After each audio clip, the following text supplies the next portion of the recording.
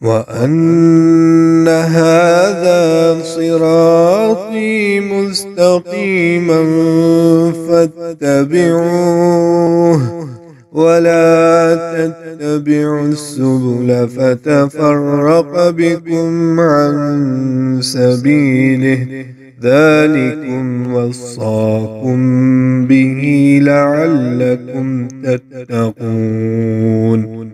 أعوذ بالله من الشيطان الرجيم. بسم الله الرحمن الرحيم. جی وعلیکم السلام ورحمۃ اللہ وبرکاتہ۔ بھی صحیح مسلم میں حدیث ہے 2195 نمبر پر حدیث ہے کہ نبی کریم صلی اللہ علیہ وسلم نے ایسے لوگوں پر لعنت فرمائی ہے۔ فرمایا کہ اللہ تعالیٰ لعنت فرمائے۔ ویسے تو عورتوں کا ذکر ہے، تو عورتوں کا اس لیے اس حدیث میں ذکر ہے کہ عام طور پر یہ کام عورتیں کرتی ہیں۔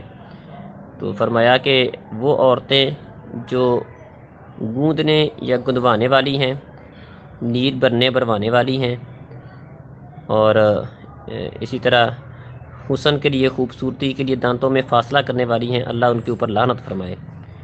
تو نبی کریم صلی اللہ علیہ وسلم نے ایسی عورتوں پر لعنت فرمائی ہے کہ جو یہ کام کرتی ہیں۔ تو نیل برنا بروانا، یہ گوندنا گدوانا، تو وہ عام طور پر جس طرح لوگ بازوؤں کے اوپر اس طرح کر لیتے ہیں، تو یہ لعنتی فعل ہے۔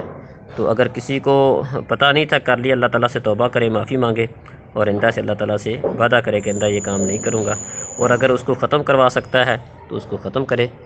تو واللہ اعلم۔ السلام علیکم۔